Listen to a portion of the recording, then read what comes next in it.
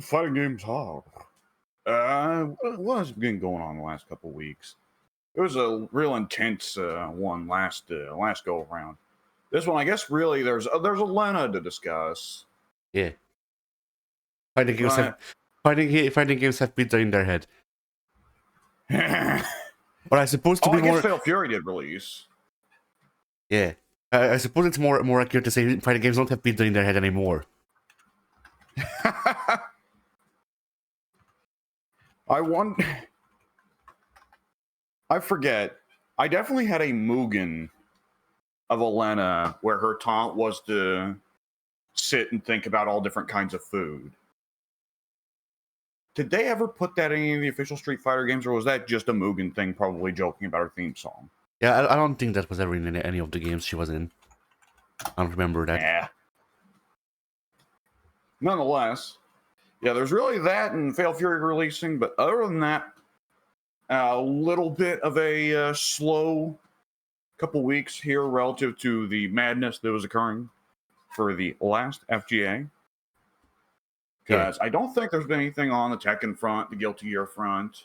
I can go down the list because I have the news open. But the first thing that came up was apparently the Capcom Fighting Collection 2, they're continuing showing off the games. Now, this is not the one that actually came up because this video is Power Stone and Street Fighter Alpha 3 Upper. So you know that's those are games that are worth playing. But I remember the last one before this, I think, was like Cyberbots, which is fine. Well, not Cyberbots. What the fuck was it? It was something else. But basically, Cyberbots was part of the Darkstalkers collection. Yeah. I don't remember what it was then. But it was some other game. And Capcom Fighting Jam. Yeah, that's part of the thing here is some poor bastard on that marketing team has to advertise Capcom Fighting Jam. Yeah. One of the worst games Capcom has ever made. Like, unironically, when we played Capcom Fighting Jam, I thought that my copy was bugging out or something to make it so the character portraits were outside of the portrait bar. No, I saw an official image on the store page that's intended. Why? I don't know. It's legitimately just a really bad Mugen with a really tiny roster. Yeah. Like, Marvel 2 is a really nonsensical Mugen where the guy just went apeshit. Capcom Fighting Jam is in the complete opposite direction. He didn't bother to get many characters. He didn't bother to check whether or not the characters would have the same mechanics. He didn't check to make sure that the portraits work fine on character select. And his stage selection is all just really lame stages. Oh, boy. Then the Marvel Collection got a title update. Yes, it did. So, there's been a lot of conspiracy theories going on here. Have you seen some of them? No. So, it specifically adds 4 new songs to the game, one of which is titled, I believe that it's something along the lines of, "We will reunite one day." So there's people going, "Oh!" But reunite is spelled using Ryu's name.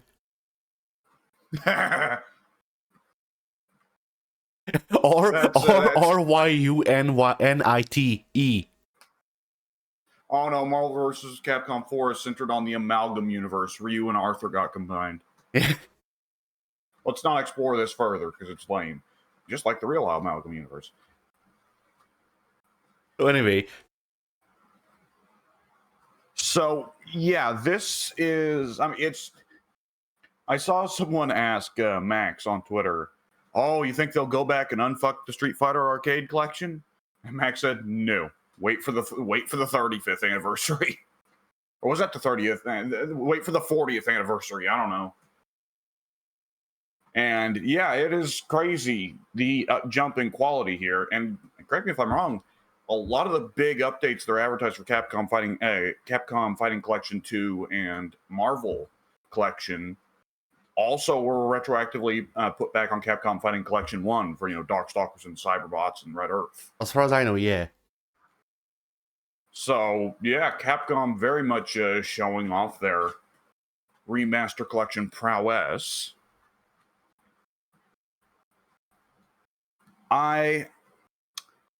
if they're hinting at Marvel 4, it's a big if, do you think that they take a break from Street Fighter 6 to do so? Maybe. It depends. Like, I don't say how much money would Marvel give them to do it, but that's not how companies work anymore.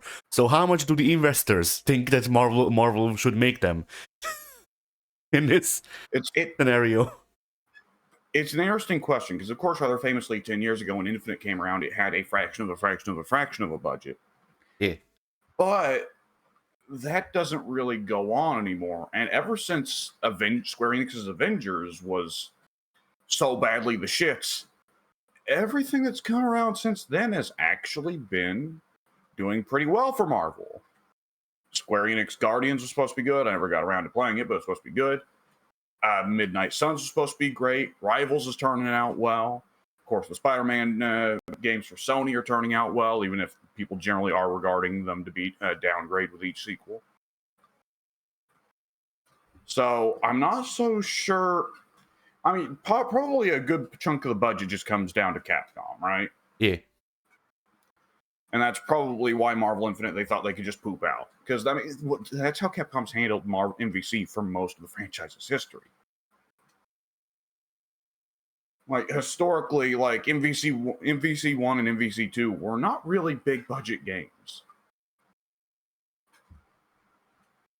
So I think that partly it's going to come down to Capcom taking MVC more seriously now, which I think would be the case. I don't see them thinking they can get away with doing Infinite again. And other than that, I'm trying to think who would be the Marvel equivalent, because it would be very funny if they do Marvel 4 and they're like, here's the new characters, and it's Bad Box Art Mega Man, just straight up lifted from Tekken Cross or whatever, Street Fighter Cross Tekken, and then like whoever the Marvel equivalent would be. Well, who was first? Who is their biggest mistake? Who's the lamest? Who was the biggest mistake Marvel's ever made? Let's see. Ooh. Well, DC, it could be really simple. I could just go like, oh, Superman Red and Superman Blue or something nonsensical like that. For Marvel, Hydra Cap. Oh, yeah. Hydra Cap's pretty big fuck up. But Bad Box Art Mega Man is in a funny space where he's meant to be a joke. It's just that the Capcom didn't anticipate just how badly insulted people would be by it, and that people wouldn't find it funny. Like, it's like if Marvel vs. Capcom 4 had another meme character that they thought would be hilarious, and the fans just were like, no, this is not funny. Like, if Marvel vs. Capcom 4 wasted a character slot on Bob, Agent of Hydra. It would be an obvious meme, because Bob, Agent of Hydra is a meme character, but nobody wants to play as Bob, Agent of Hydra. As comedy characters go, from Capcom, people, they don't want to play Bad Box Art Mega Man, but they'll play Dan. Everybody loves Dan. Yeah. Everybody loves Servbot. They're funny characters. And for Marvel, it's like, yeah, for comedy characters, we can go with Deadpool or Jeff the Land Shark or Gwenpool or whatever. But no Bob, Agent of Hydra.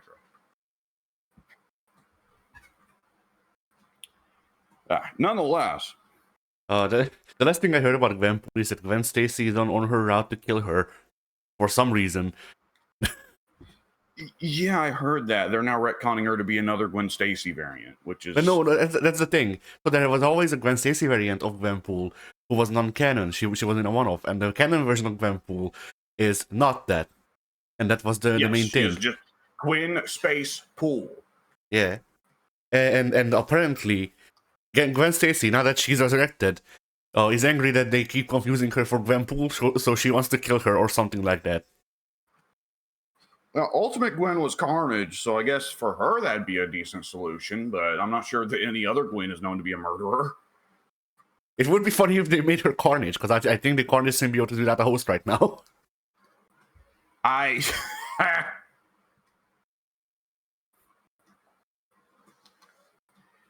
I don't even know what goes on with this. I've not paid attention to Marvel comics in a good long while, so I have no idea what's going on with any of those characters. I mean, if they made Gwen Stacy Carnage, it would be the funniest shit because Mary Jane is Venom.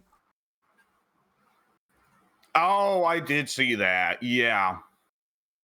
So that, I mean, so Peter has just dicked down the whole history of symbiotes there. yeah, like who do we put on Black Cat? Which symbiote? Scream or somebody. I'm sure that's already happened. I mean, it already did happen in War of excuse me, not Web of Shadows. There we go. It already happened in Web of Shadows, but that wasn't a named symbiote. That was just some symbiote. Yeah, I forget if they turned Silk into a symbiote or not. As in, like, you know, if they made the Silk character into a symbiote and not as in a host, just straight up a goo monster. But if so, then Silk should be on Black Cat.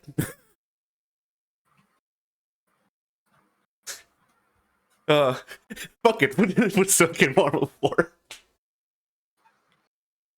No. Her rival is Morrigan. No, I refuse. Oh man, with Marvel 4, we've talked about it so much down the last couple of years because it's something that's always in the back of people's minds, and there's always a little bit of that fear of there's never been that much commitment to it, and there's that knowledge of like, oh, the Marvel license is there and Capcom is at the top of their game, so they could make it work this time. But will they? Will they take a shot at it? If they do take a shot at it, will they commit to it? If they commit to it, will they be able to market it properly and make it interesting for, you know, being able to bring in people who are just fans of the superheroes and not so much necessarily a fan of the past games and yada, yada, yada, yada, yada.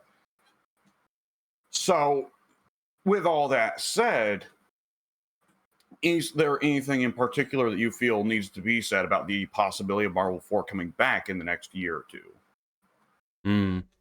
I'm not sure. I mean, I do have my biases. Like, I like CVS better than I like Marvel as a series, but...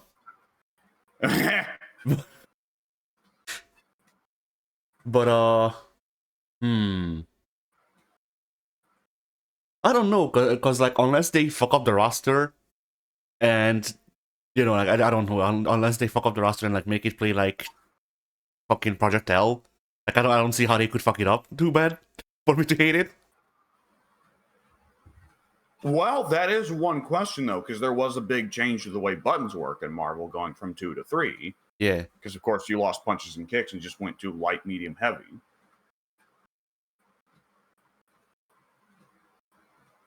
And then Infinite reverted it, which was kind of funny. Yeah, I mean, ideally for me, for them to make the perfect Marvel 4, they would revert the control scheme to Marvel 1. Oh, is that 6 button? Yes. Is that 6 button? Yes. Okay. Marvel 1 plays like Street Fighter.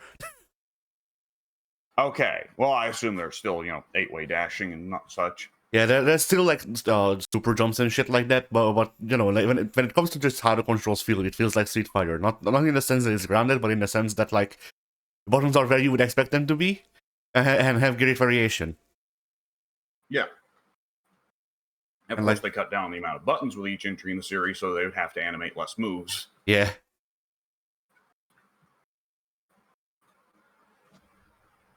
And so yeah, I suppose that's another part of. But I suppose there is another part of the question there of, to a certain degree, is Marvel vs. Capcom always going to be hamstrung by the fact that they're only really going to be making it for Western audiences? That Japan doesn't really care for Marvel heroes other than Spider-Man. Yeah. Which, that's not likely to change. It would be funny if they put in Spider-Man and Spider-Man. That would make it sell, probably. Yeah. I mean, like I can already see the wing quotes against each other where Peter is talking about how like, asking the other guy why he's calling himself the emissary from hell.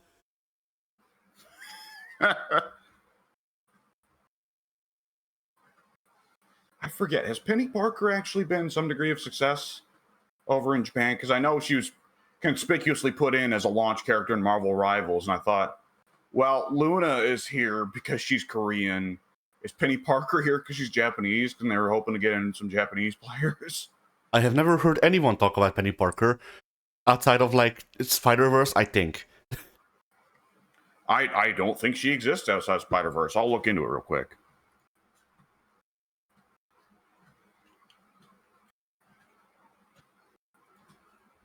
Just as soon as the things load up. Yeah. Give me a moment.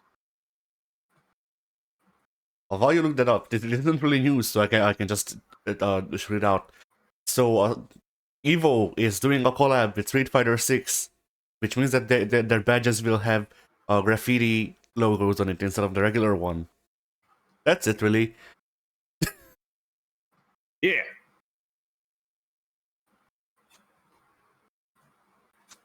Gerard Way created Penny Parker? Sure. Why not? I mean, All right, then. Gerard Way, if memory serves, it's him. He has a very, very interesting life outside of music. Like, I think Alex Jones is his cousin.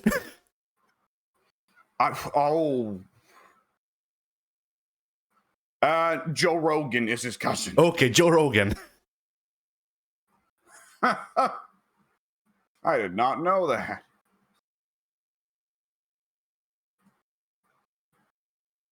That is, I guess that kind of makes sense. That he was like, oh, fuck it, Spider-Man plus Evangelion. Yeah.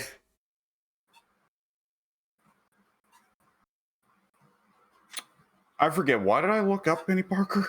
Oh, to see if she was well received in Japan, or if she exists outside of Spider-Verse. I forget.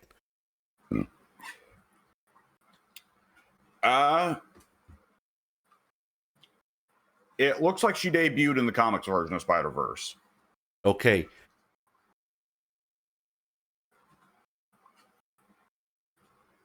And there is a Spider-Ham equivalent of her, Penny Porker. Nice. What? But is there a Penny Park car? That's not a joke, that's a character.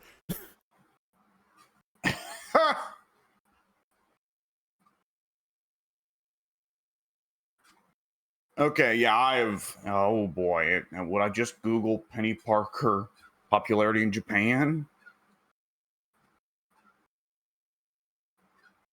Ah, fuck it. There's no real way of looking that up. Whatever. Anyways, I struggle to think of a whole lot more to say about Marvel 4 that we haven't already said, and we just keep getting little bits of things that give hope for the last year ever since the Marvel Collection was announced, you know? Yeah.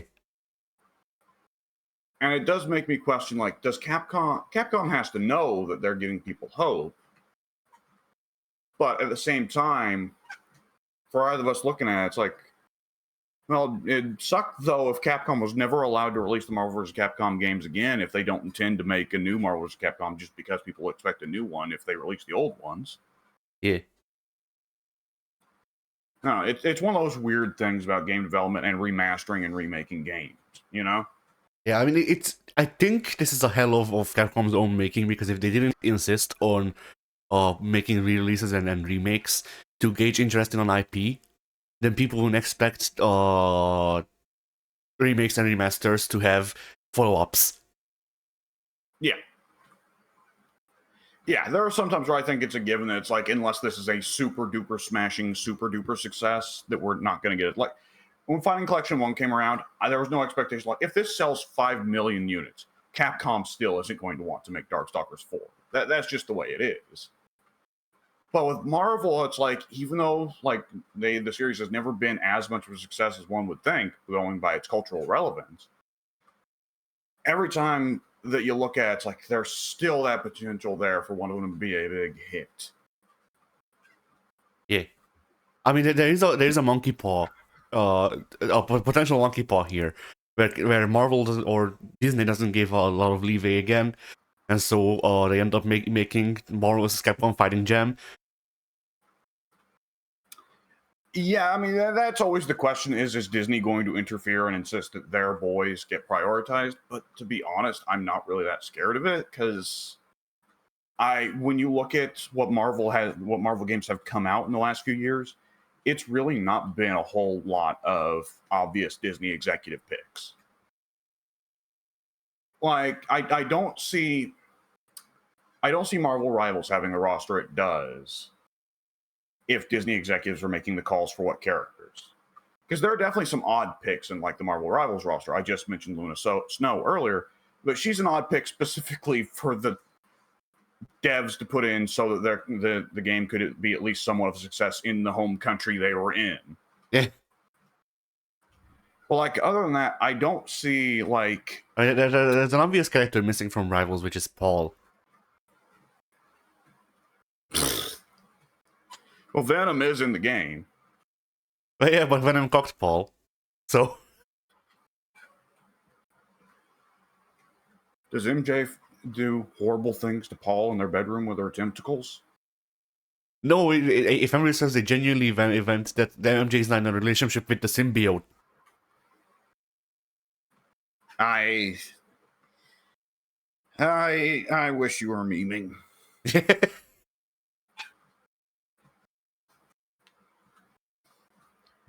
I think at some point the intention is for Spider-Man comics to just simply turn into Peter watching everyone else fuck his girlfriend.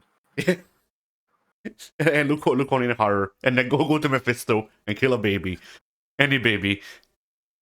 Yep, which still won't work. It's just there to get rid of the baby because the Marvel editors don't like the babies. Yeah, they got rid of Pete's baby. They got rid of Paul's babies.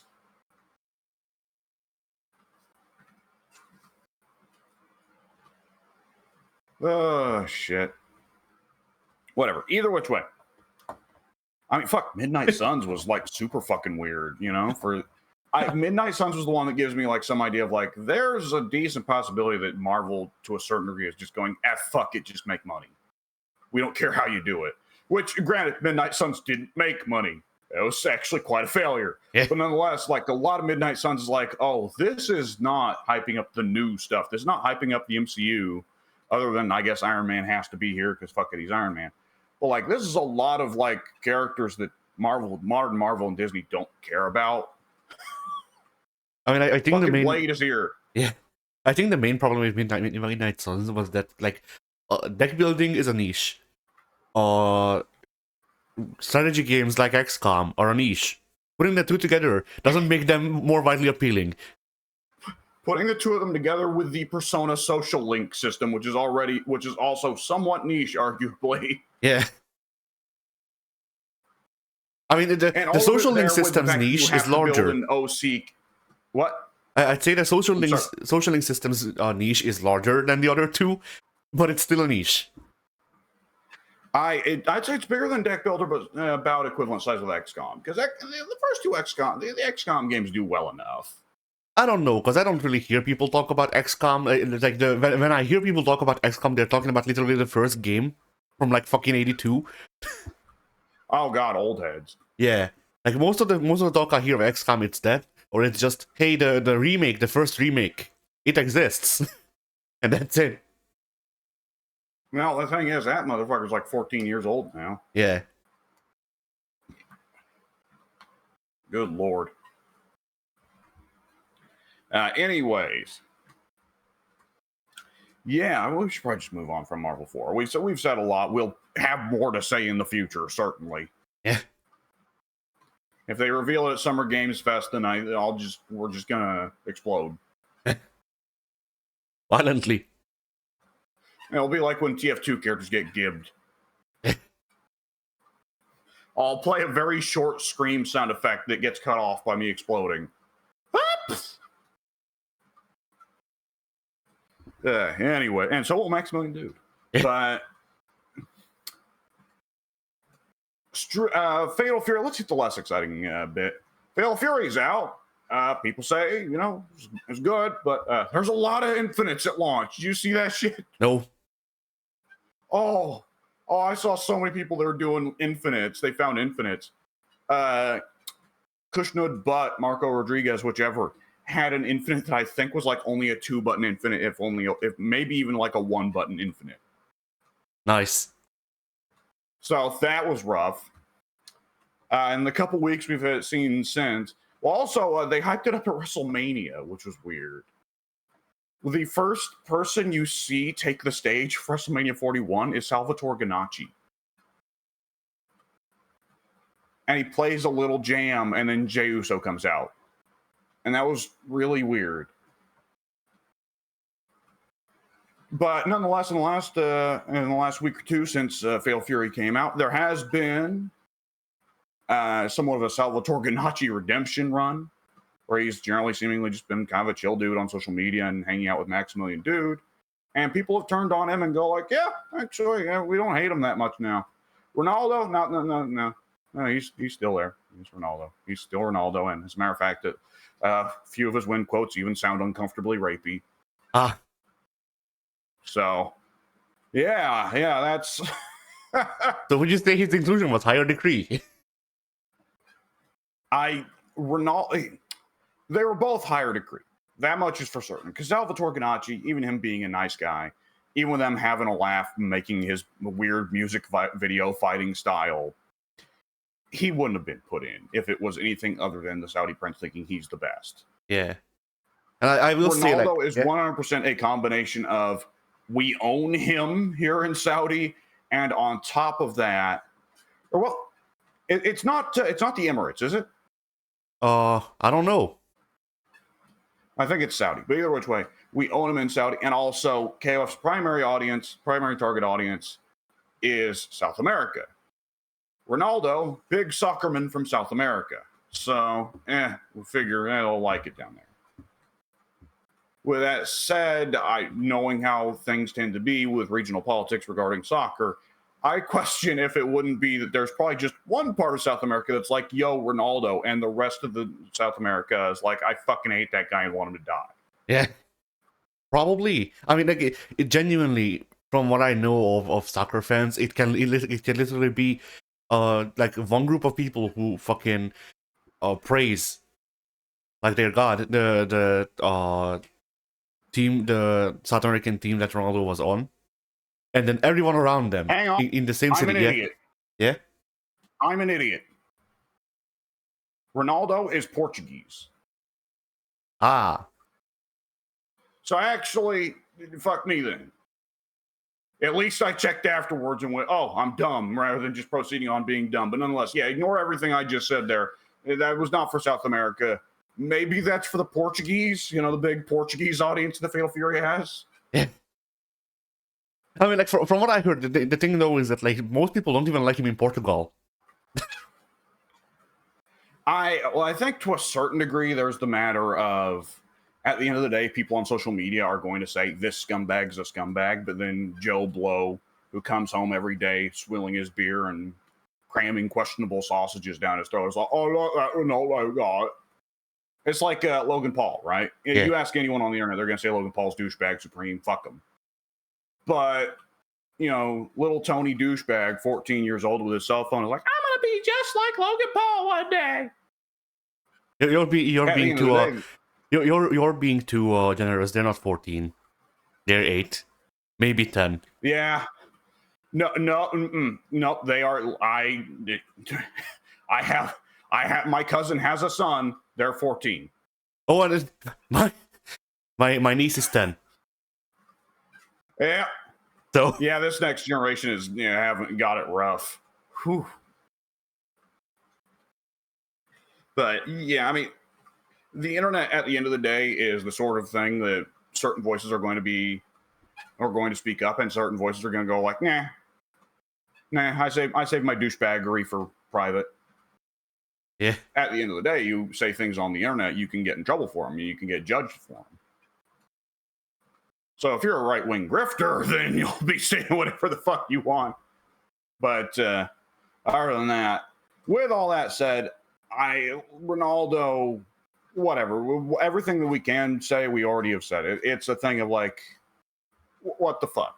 Yeah, the only thing that I can add to the conversation here is that, like, I saw other people be funny Ganacci now and shit like that, and I know that not me, and it's not because he's a bad dude.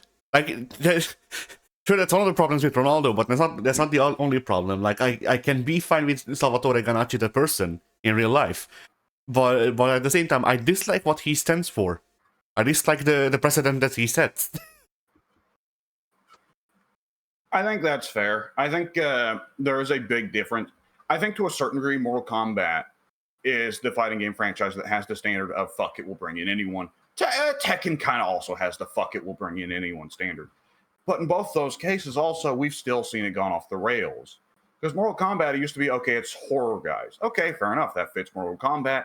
There are characters that make sense to gorily murder other people and to get gorily murdered. But I think we all, like, it was already a little bit questionable with RoboCop and Rambo, really. And then MK1 showed off its DLC, and we saw Homelander and Omni-Man, and it was just like, what the actual fuck? Is it really just now going to be, from here on out, anyone that Warner Brothers owns and wants to hype? Yeah. I mean, if Mortal Kombat wants a shocking guest inclusion from an IP, they should license out the Care Bears.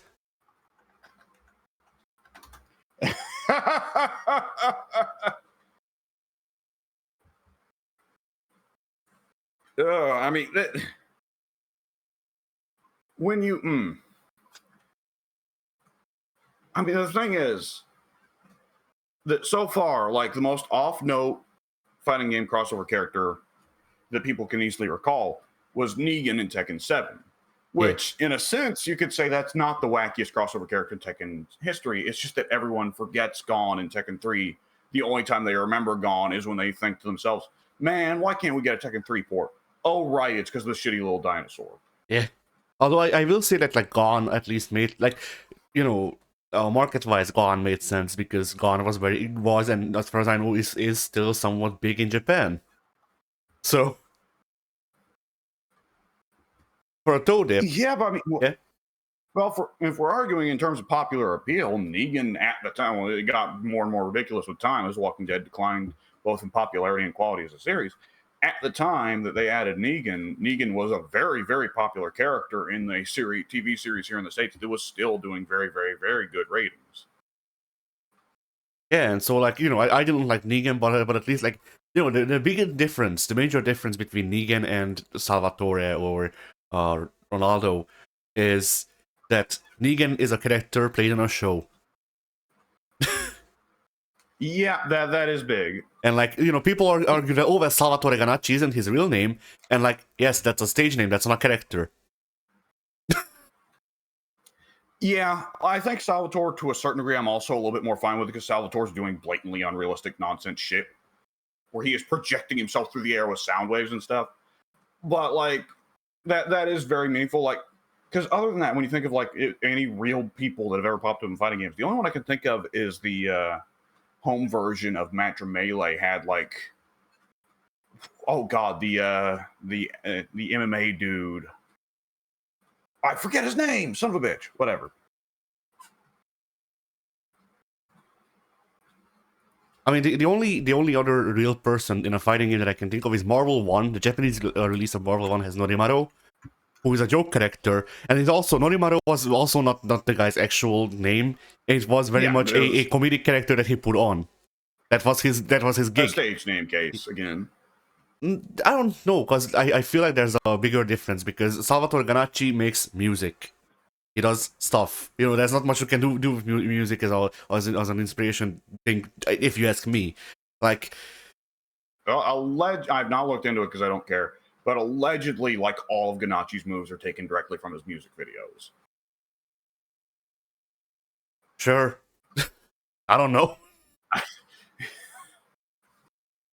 But yeah, like, I think what really makes the difference between those two, to me, as well is like Norimaru is a comedian guy, and they just made him a bigger joke character than Dan, and he is very not viable at all. Yeah. So it was literally just like, here's a character we threw together, more or less. He's a real dude, but, you know, he doesn't matter. Would you mind to pause the recording for just a second? Yeah, give me a sec. And we're back. No! and Alex has been attacked. Yes, I have. However, I've killed my attacker, and I have now left his body out in the front lawn as a warning. Nonetheless, yeah, Fatal Fury is, it's cooking. But on to the actual exciting, cool news of the last 2 weeks. Fucking Elena gameplay trailer. Yeah. She looks good. Yeah. The only change I noticed was the KOF dodge, but to be frank, Elena didn't need a whole lot more moves because she already has one of the bigger move sets in Street Fighter history. At Yeah, Fighter like, 6, I should say. yeah. I saw the Elena gameplay and I was like, "Yep, that's the Elena I know." And then I saw her KOF dodge and like, you know, the image of like the Heavy from TF2 just screaming. Yeah. I thought you were going to say the image of Heavy from TF2. I fear no man. But that thing, and it cuts to Elena KOF dodging, it scares me. Yeah. And she could KOF dodge through his bullets, so fair enough. She puts a pizza in his head. Yeah. What was that picture you posted of Michelangelo from the Teenage Mutant Ninja Turtles? Wow, it's like I've been decapitated. Yeah. Oh man, this is one of those things where it's gonna be this is gonna be one of those unfortunate occasions where out of the trio we usually have for Street Fighter, you're gonna kind of like be. I don't think you don't like have anything against Elena, correct? Yeah, I don't have anything against most of the Street Fighter 3 cast, but they're none of them are like my favorite outside of maybe Dudley. Yeah. So it's going to be one of those funny occasions where Elena's going to come around and you're going to be like, oh, okay. Whereas for like Pink, of course, like, oh, sweet, hot chicks. And meanwhile, I'm like, oh, yeah, Elena, one of my all-time fucking series favorites. Yeah, absolutely. I'll be playing her. That leak that you mentioned like a month ago of the idea that season 3 is going to be, what was it? Alex, Sagat, Sea Viper, and an unknown. Yeah. Man. All right. Allow me to hit this real quick just because I'm thinking of it. On one hand, yeah, oh man, it would be sweet to have Alex here, at least partly because, holy shit, if we get Zangief, Dudley, Elena, Alex all in one game, ooh. Oh yeah, I will say one of the unknowns that I remember, because the reason I wrote unknown is because I saw two people being cited as sources for these, and the list was mostly the same except for the fourth character. I don't remember who the other one was, but one of the people alleged Ingrid. I think Ingrid was always somewhat of an inevitability, unless there was just actively a thing of like, no, they represent too much of what's wrong there. Because Ingrid, technically, this isn't her debut. Technically, she was in a specific version of Alpha. Yeah, and if memory serves, the reason that people, like, I saw people post about that leak, and they were like, well, this isn't like they are slowly setting up for it, and they posted some interview with one of the directors for Street Fighter 6, and he was just talking about Ingrid, and he was like, well, yeah, she exists. People hated her. But maybe she has potential. That sounds like that. I don't know. Maybe it's just me, but that sounds like an answer of no. But yeah. I'll let you down gently. Yeah, that's what I got out of the thing as well. Of like, even if not letting people down gently, it to me just felt like a non-answer. Like all of the things that they pointed to as like them sending up Ingrid is just like, okay, well. Yes, they're talking about Ingrid, but he's not really saying anything to confirm or deny her inclusion. They were talking about Ingrid for the fucking Fighting Collection too. Yes, she's in the fucking game. Like, yeah. Like, stuff that's just not really pointing towards Street Fighter 6 to me. Like, if they suddenly... And then also, like, they released some artwork of... I forget which game. But they released new artwork for it, and Ingrid is in the middle. Obviously, she matters. And like, yes, technically she was important to the story at the time that Capcom Fighting Jam released. So it would make sense that if that's what the promotional image is for, then she would be in the middle. Yeah. On top of all that, these two new dudes that direct Street Fighter 6, it seems to me like they have their ear to the ground a lot more than Ono did, where Ono more or less was, here's the way I want things done, we're going to do them. It seems like the dudes that over Street Fighter 6 have a bit more of an attitude of, let's at least listen to the fans somewhat. There's some stuff we're sticking to our guns on, throw loops, but the rest of it, we're going to listen to the fans on. which I guess we could get into the fact that Street Fighter 6 is apparently going to be seeing system changes Yeah. with Elena, but we don't know what those are. Game of Dodges. I don't see that happening just because Street Fighter 6 has rather aggressively had the philosophy of no zoners are allowed to exist now.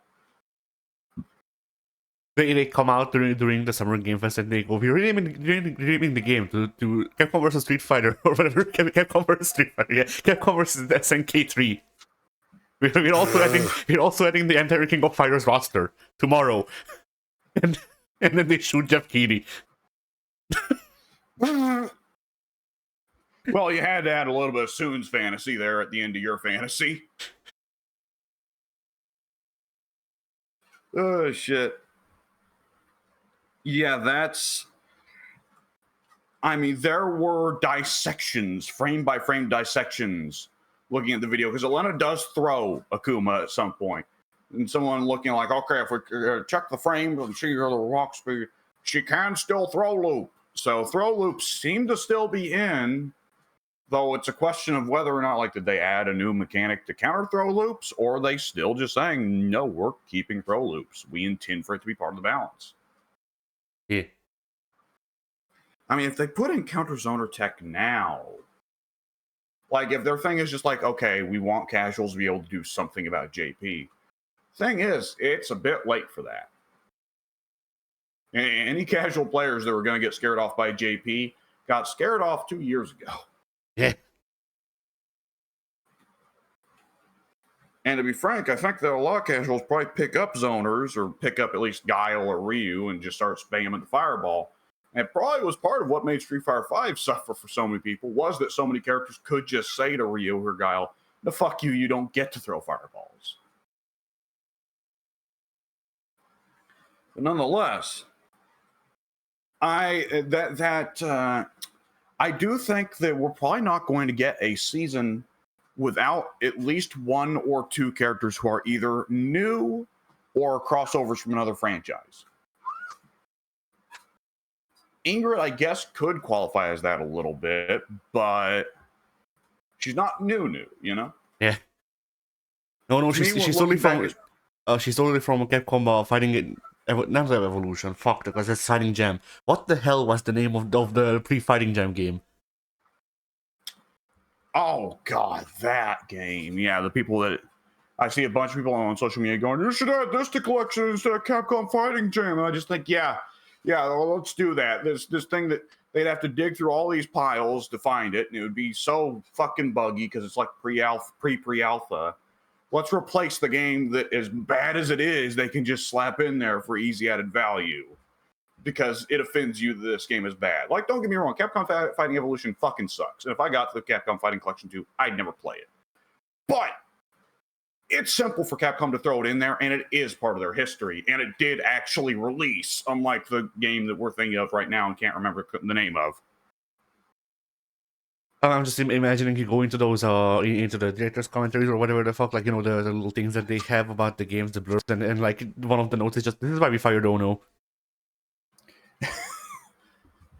Unfortunately, it was on a time delay. Yeah, typing. The CEO sent the message, but he actually typed in the email wrong. Like, he typed in that code to delay the email's sending.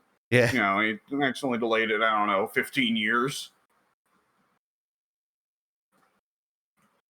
And if memory serves, Ono quit. He didn't get fired.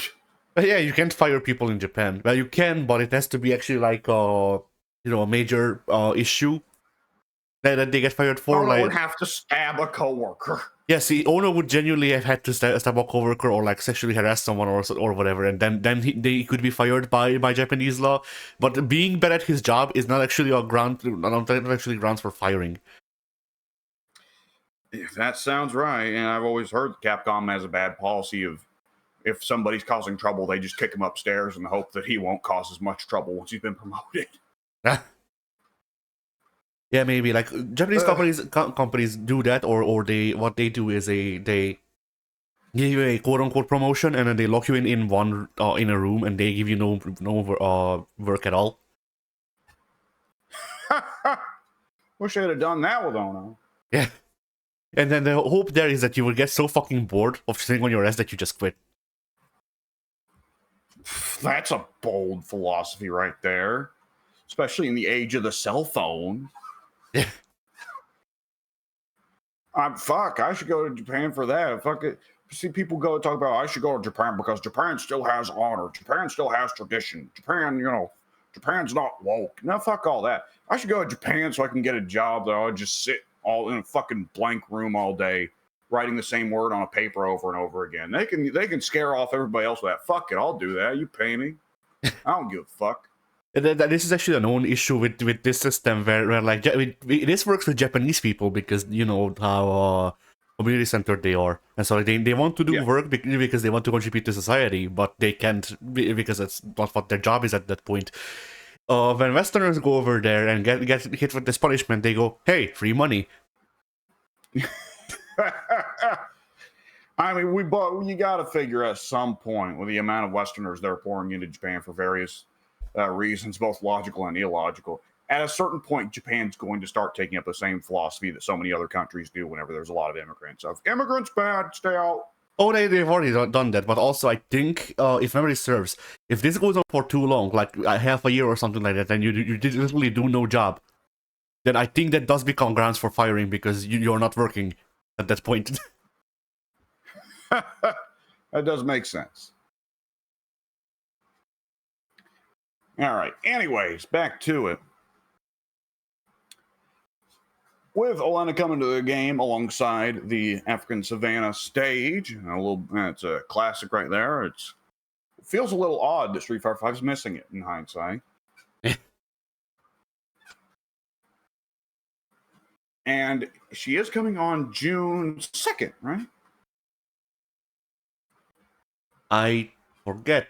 I am looking through a thing. People have done some sleuthing, which is to say that they looked through the text-based breakdown of Elena's moveset, and whoever wrote it is allegedly a furry because of the what? Because they were tested with with writing like animal-based puns into the script, which is fine. It checks out, I suppose. But then there's just a random positive. Oh, that doesn't mean anything. You see people make that pun about cats all the time. Yeah. Even if it did start as a furry thing, it's going to be hijacked by people that aren't furries. Yeah. And I can't find when she's coming out.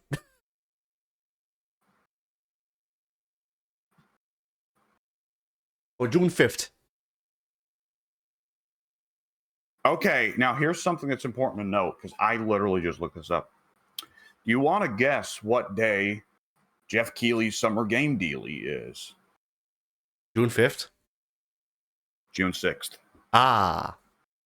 Okay, so we're getting season 3. The shadow dropping. So the shadow dropping saga.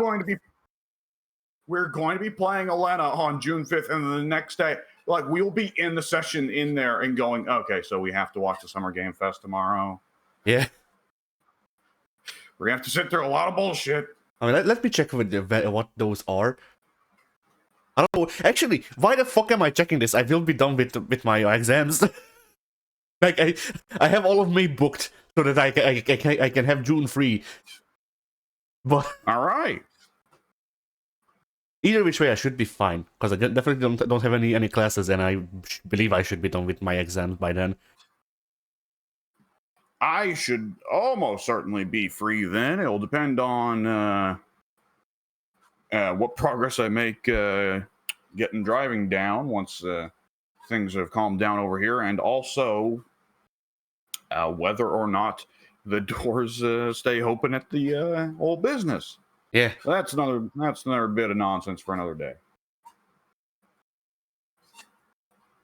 So yeah, we are coming up close on season 4, and we need to get our ducks in a row, because once season 4 comes out, the FGA topic that will be coming up immediately after is season 3. Yeah, season 3. Once season 3 comes out, or season 3 is announced, the next FGA, we got to get our ducks in a row for the topic. Who do you want for season 4? Yeah. Now, I already know you're going to answer Rugal, but you're going to have to fill 3 other character slots, motherfucker. I mean, I already have like 4. I have more than 40 in fact Street Fighter characters I'm still waiting on.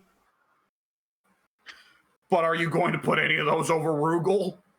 I mean, that depends. Are we talking about like a realistic list, or are we talking about just any list? Because I will always meme Rugal. Because the thing with the meme is that like one day it might come true, and if it comes true, it's gonna be so fucking funny. But but yeah, like otherwise, like I can get on fucking an actual like realistic list for Street Fighter characters that they could put in that are missing, in my opinion. Yeah. And I'm sure I'll have my list. My list is easy every year. Every year. All right, who's missing from Street Fighter 3? Yeah. I gotta say though, Not like universal. I can leave the twins at home in 12. See, I want the twins. I don't like Jamie. There you go. So if we have our way, everyone except 12 from Street Fighter 3 gets into SF6. Like I'm fine with it if they made the twins like the maids from LT, where you just switch between the two. But so they only take up one character slot, but otherwise, like I like the twins. I've said this a million times, and it still frustrates me. How is it that Street Fighter 5 did not put the twins in and make it where changing your V skill changes which twin you're playing? Ono had no ambition. Well, that is true. And not every fighting game character can be Triborg, but still, yo. What was I gonna say? I was gonna say something. Oh yeah, but I do have to say though that like if whatchamacallit, if if the rumored season 3 list is true, then man, like ever since season 1 they didn't really put in any characters for me. That is true. It's because season 2, that's Terry's kind of for you. Kind of, but they also removed the one move that I love him from the most. Oh god, I forget. What was that? Power Dunk. Oh, yeah, right. I forgot about the whole thing with Power Dunk. Okay. Yeah, I mean, that will be one thing that'll be odd with Street Fighter, with the Perspective Season 3 is like, Sagat's always a winner. Sagat is always a winner.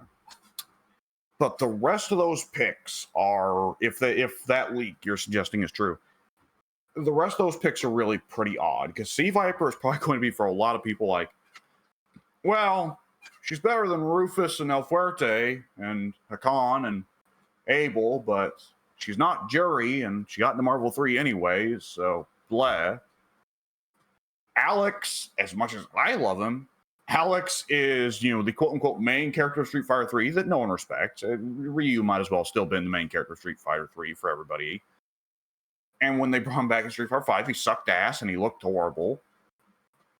And other than that, his only other appearance was fucking Capcom versus Tatsunoko. Good lord. Yeah. And then Ingrid, who is quite possibly the most, for people who are actually experts on the series and not just, dipping their toes in Street Fighter 2 and Street Fighter 4. For people who are fans of the whole series and knowledgeable on the whole series, Ingrid's probably the most hated. She is viewed as the emblem of the first Capcom Dark Age of fighting games. Yeah, although I have seen a lot of people go like, yeah, fuck it, whatever, bring back Ingrid because the Street Fighter 6 battle designers have glowed everyone up enough that people have enough faith that they can redeem Ingrid.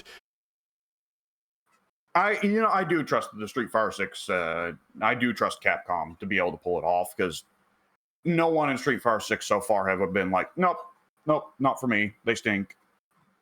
I mean, Jury, I have said in the past, like, Jury's not for me. That's not because she stinks. It's just, I still, like, not my play style, Yeah, I mean, even similarly, like, I don't like Jamie or Manon or fucking Lily. That's her name.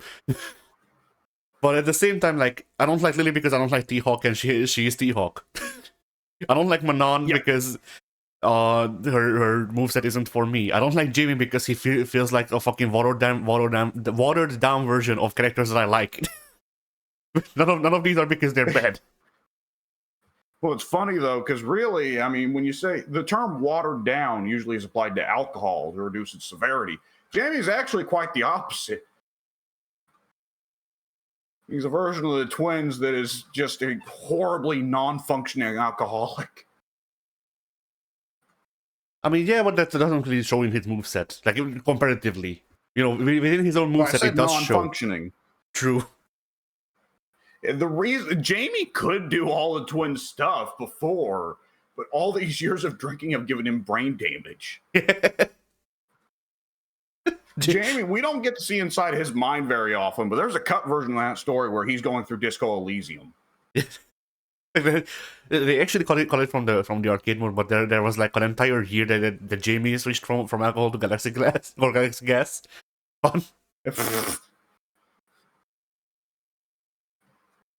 Yeah, he tried to get in on that Crystal Skull vodka once, but old Danny boy was a little too crazy for him. Yeah.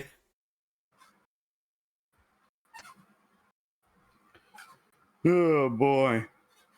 Yeah, I mean, well, all right. I was saying, like, yeah, Alex Ingrid. Yeah, that's. I mean, Sagat's a classic. The thing is, the World Warriors are always going to go over, right? I mean, my thing is that like my thing is personally is that like I never liked Sagat. So like Sagat is here, okay, cool. You know, I don't care if he's here, but it's also like not really a seller for me. Yeah. I mean, like, what was I just right for the masses? You know, Street Fighter V part. What didn't work about Street Fighter V is where's most of the World Warriors. Yeah. Where's Blanca? Where's Bison? Well, not Bison. Where's Balrog? Where's Sagat? And you definitely get the feeling that Street Fighter V was the last time that they would ever be like, we can leave the World Warriors at home. Though the bosses definitely seem to now be in the realm of like, they can wait. Yeah. As a matter of fact, there's a good chance that we're going to get one a season from here on out, and season four is going to be all like, here's Rog, and then season 5 is like, here's Vega. Yeah. So to be honest, with Ed being in the game, I see them waiting more for Rog than for Vega. I mean, when you think about it, we did get all of one of the bosses in each season because Aki. That's true, because Aki is effectively the new Fong, so that's another one of the 4 emperors. All 50 of them. Yeah. Huh. Oh, damn it. What was I just thinking of a moment ago? There was something concerning Vega and Rog that I was thinking of. Oh, right. It would be neat if we got Rog and Dudley both at some point, just so we can have all 3 boxers, but, I mean, it was already pretty neat in 4 that we got Rog and Dudley in the same game, right? Yeah. They put in Rog, Dudley, Vanessa, and Steve Fox. Just all the fucking boxers. That's a season. Yeah. That'd be a hype season. Yeah.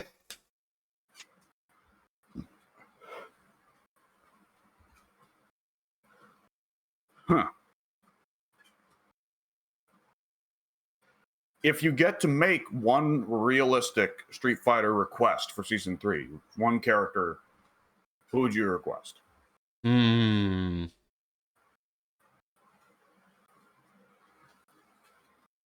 That's a good question. I mean, probably the first guy that came to my mind, so probably him, is Adon. Ooh. Because in the same, yeah, it would be neat if we got him in the same season as Sagat. Yeah. And the trailer would have them fighting. I mean, the reveal trailer, the little animated reveal trailer would have them fighting. Yeah. I mean, they could even make it a thing. Like, I forget if Sagat just gave up kickboxing altogether or not. But if he didn't, then they could just make it a thing of like they keep dropping the title to each other. I thought it was supposed to be that Sagat intentionally threw his fight with Adon so that Adon would stop chasing him. I don't remember.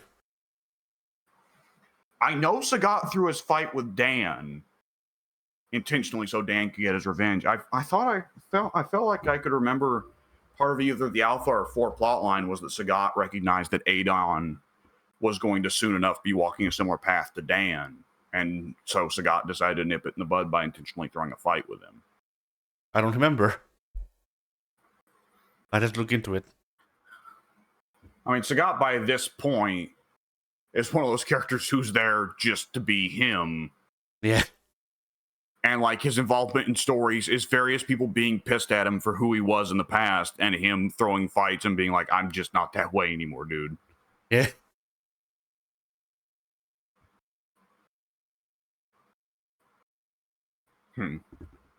Sagat has a new move where he does a fucking inverted or inverted pile driver. He calls it the tiger screwdriver.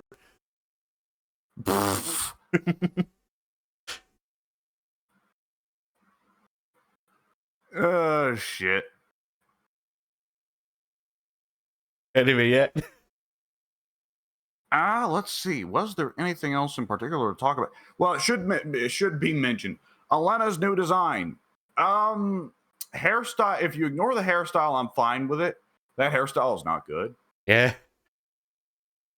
It's way the straight cuts make it look like a done at home bowl cut, as in literally when the mom sticks the bowl on the kid's head and then just cuts around the bowl's rim. Yeah. It looks bad. Luckily, classic Elena is very much in there, and the classic Elena design looks great. So, hey, pretty good. Yeah, I like Elena's new design. Like the hair in the artwork and stuff like that doesn't really work. When I'm not really seeing her, like when I'm not seeing the front of it, I guess is a way to put it. When she's in motion, then I think that even the hair is fine in game. Oh yeah, absolutely. Like as long as she is in some kind of position where you can't tell that it's cut in such a way, right? Yeah. And oh right, I remember this. I'm just now clicking on her bio for some reason. She is listed as 6'1", which is believable, though actually I probably would have said that she was a little bit taller than that, but nonetheless. 8'11". And her weight is next to Akuma. She can certainly look like that. Yeah. And her weight is listed as 129 pounds. I don't know if I believe that. I don't think I do. That seems a little bit low. I know this is kind of think, but that makes me wonder. I'm gonna look at the other women's weights in Street Fighter 6 and see like, okay, Chun-Li lists her weight as secret. Not a shock there. Kimberly's weight is listed as 134. Why would Kimberly be heavier than Elena? Okay, I'm looking at the character weights now. Oh my god. Okay, wait. I'll check Marisa last because she's got to be the heaviest of the women. 5 pounds. Lily's 106. Lily's 106 pounds. Okay. Oh wow, it keeps going. Okay, hang on. Okay, what about Aki and Mai? Mai, it has to be a secret, right? No, Mai, they actually list her weight as 110. Okay, barring Lily and Mai, who are around 110 pounds, every single woman in the game except Marisa, is listed as basically being 130 pounds, give or take 5 pounds in either direction.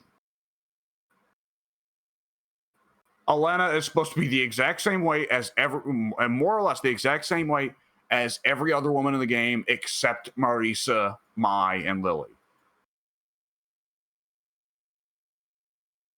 I don't know that I buy that. There's just a lot more muscle going on with Elena than with the others. Yeah.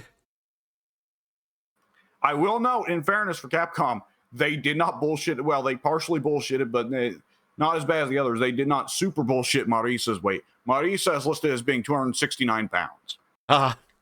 Yeah. Which like that's probably Randy Orton weight, right? Let me see.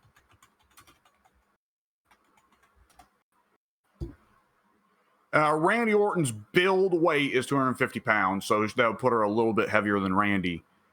Which, yeah, I don't know that I'd buy that because she's, for one thing, that's Randy Orton's build weight, so he's actually probably lighter than that. Wrestling always adds a few pounds to make you look scarier. But on top of that, Randy's 3 feet shorter than Marisa and not nearly as beefy. Yeah. But whatever. A lot of writers don't really care for that sort of to understand weight. So Yeah. whatever, it is what it is. Especially as What? pertains to female characters. What is Akuma's weight? Because Oh god, let me look that up. considering his stature, like he and you know, in light of the women's weight, Akuma should be like, I don't know, 90 pounds maybe. It claims Street Fighter claims 190. Ah, he's Which very puts him apparently at the same. yeah. Oh, good. I was gonna say he's very dense. Apparently, that puts him at the same weight as Rashid, which I find funny, Ah, and Ed. Okay, I'm going to guess that's the generic weight class that most of the medium-sized men are put into. yeah. You know, I was really tempted when you asked what weight Akuma was. I was really tempted to just respond 5 apples. Dawson was 106 pounds. 8.5 stones. That's probably what he measures himself in. Yeah. Lily and Dawson are the same weight. Nice. Cammy, despite being 5'5", is actually 134 pounds, which makes her heavier than pretty well any of the women except Marisa, which makes no sense. Cammy is tiny. Why is she heavier than the other women? S. She's heavier than Manon. I mean, yes, Cammy's ass is huge. Sometimes I forget with these weights. In my head, Manon is like 6'2" or something, right? Yeah. No, 5'9". Oh. And I don't know why. I always think of Akuma as being shorter than the other men in Street Fighter. No, at 5'10", he's actually an inch taller than Ryu. Oh. Ryu and Ken are the same height, which surprises no one. Yeah.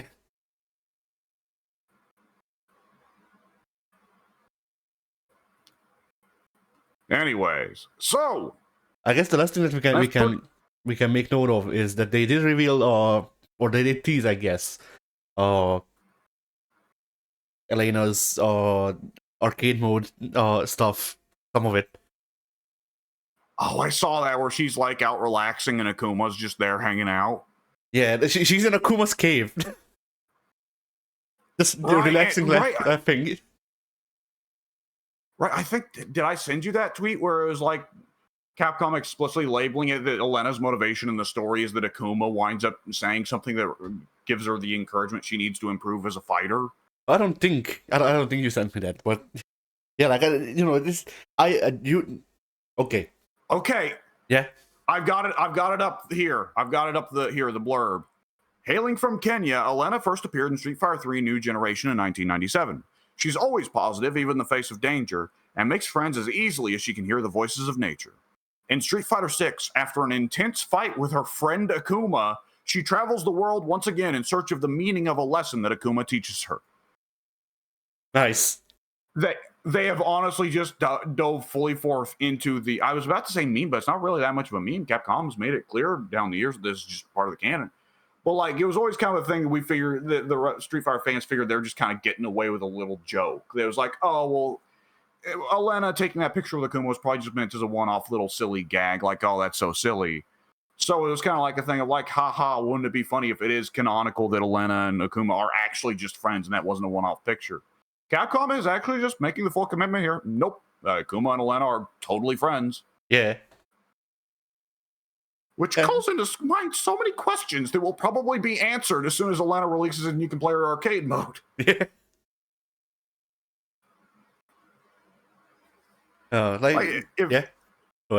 If Akuma taught Elena anything, is Akuma discreetly training the next of the murderous assassin fucking... What if Elena is her version of the Ashura Senku?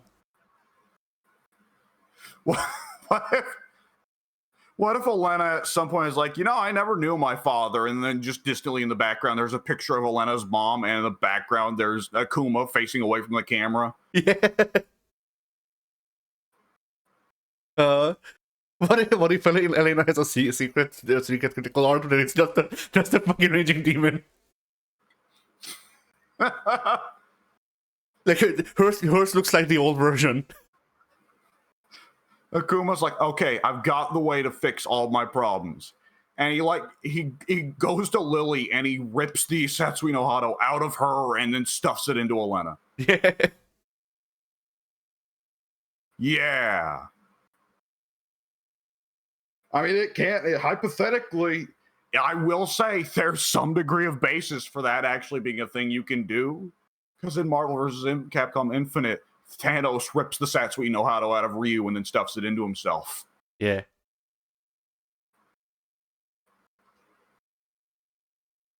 If they do Marvel 4, they have to pretend Marvel Infinite didn't happen except for Shin Thanos. You know what? Shin Thanos just erased the Marvel Infinite timeline. He won in that timeline. Yeah. And the other Marvel and Capcom timelines are like, oh, fuck. Well, now we gotta deal with this. I was trying to think of like what would because we have evil Ryu. What would Elena's version of being possessed by the Satsui no Hado even be? Said Elena. Ooh, yeah. Sad Elena's a pretty good pick. It gets Violent Ken isn't possessed by the Satsui no Hado. Correct me if I'm wrong. Yeah, no, he's Orochi. Oh, well, what do you mean Orochi? I'm my brain's spacing out. Orochi from KOF. He's possessed by Orochi. Oh god, that's right. But he's not. But wait, so is Ken supposed to have the same blood thing going on that Iori and Leona do? Somehow they gave him Orochi blood, yes. I forget what the actual exact explanation was, but Ken was kidnapped, and Bison or whoever did experiments on him, which somehow gave him Orochi blood.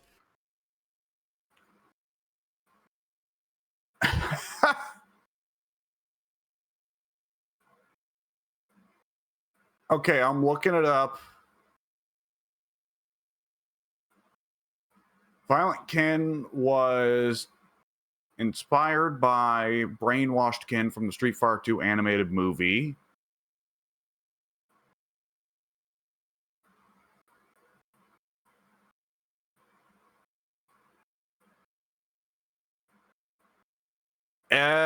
Street Fighter Wiki says that Violent Ken was the result of Bison controlling him with psycho power. In Street Fighter 2, I suppose that they reckoned it to be that, but in CVS or CVS SVC Chaos, the reason that he becomes Violent Ken for the first time is because of Orochi blood bullshit, if memory serves. But if they have retconned it so that it's Bison, then it's even easier. Because, like, you know, yeah? No, go ahead. But if you think about it, they did say that the Psycho Power and Satsui no Hado are the same. So...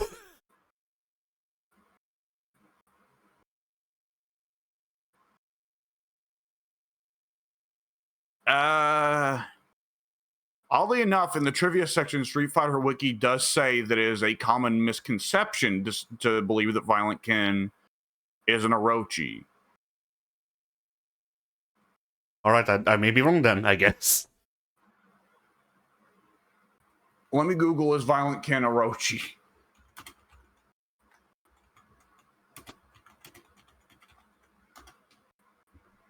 Google asks, is Violent Ken Orochimaru? No, I think we know whether that's true or not. Yeah.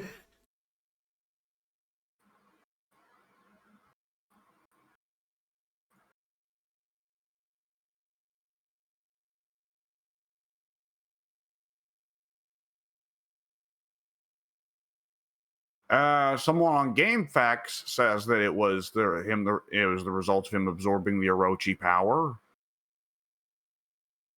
So we don't know. Hang on, I'm trying to get the. He says that used to be what the Street Fighter Wiki had listed. Okay. So yeah, I would assume what happened then is that in CVS times it was Orochi power, and then once they put him into Street Fighter 2 for the Switch version, they retconned it so it's Bison mind controlling him with the Psycho Power. I have no idea what is going on here. But it's pretty far from impossible for it to still be Orochi power in Street Fighter canon. Because I mean, yeah, I was about to say, yeah, Harry and Meyer here. it depends. Do we get someone from KOF in the next season or the season after, I suppose? Because if so, then there is credence to Orochi being a thing in Street Fighter as well. Well, here's the thing: SNK exists in a weird state of canon. Fatal Fury has its own consistent universe where things go as they go. Art of Fighting overlaps with that a little bit, and you can tell because Art of Fighting is a prequel to Fatal Fury. But then King of Fighters itself is working on an entirely different set of timeline rules, where Fatal Fury somehow transpires in such a way that Terry can still become the Hungry Wolf, and Terry still raises Rock, but Geese is still alive. Yeah. And also, Terry is the only person in the Fatal Fury universe who ages in the KOF version. But only sometimes. But only sometimes, right? Because he's Hungry Wolf for like KOF 11, but then he goes back to being Trucker Cap Terry for all the games that come after. Yeah. Yeah.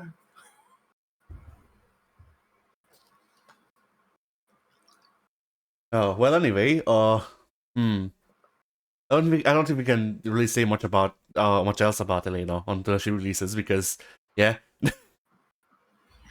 Yep, that's the case, and we are going to have let's see, a grand total of 2 more FGAs before she even releases. Yeah. Woo!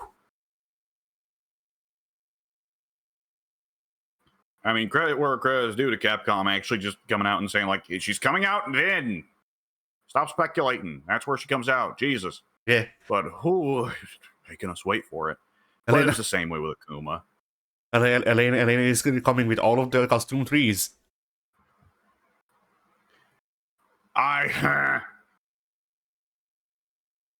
Oh, Lord.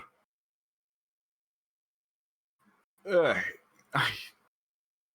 So they make us wait for Akuma longer than the other characters. And then they make us wait for Akuma's friend longer than the other characters. Yeah. Season 3, it's like, oh, fuck it, the last character is Gin. So you gotta wait extra long for Akuma's victim than you do for the other characters. I mean, I'd be fine with that. I would like Gen. Not with waiting Gen for would him be longer, fun. but still. He missed out on 5, and also it'll be really funny for them to have to come up with a bullshit explanation for why he's back. Yes. Because I know they've already said he's back. They already said, no, he's not dead. Akuma thinks he killed him, but he didn't.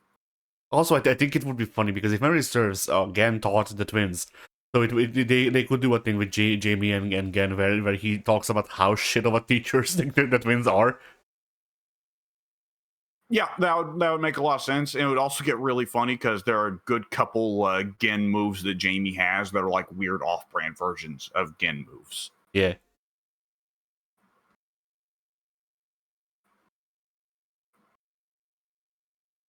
Oh, and then who else can we tie to Akuma? Well, Ryu's obviously already in the game. Yeah. Season 5, just for japes, we can say Oni. Sure. Fuck it, he's back. He's a separate character like Kage. Season 4, it's Goken. There you go. Sure. Akuma's brother. They put in fucking Gotetsu. He's alive too. He's practically a walking skeleton, but you know. Oh shit. Like, Akuma fights him and his wing quote is just, what the fuck?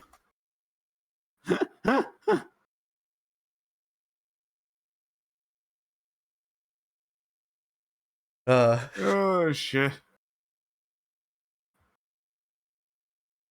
Speaking of good wing quotes, I just remembered earlier today one of my all-time favorite stupid wing quotes in a fighting game ever. It was from Marvel 3. Do you happen to remember which one that would be? Which one? Mr. Good old MODOK. I just defeated a raccoon! Science! Nice. Oh, shit.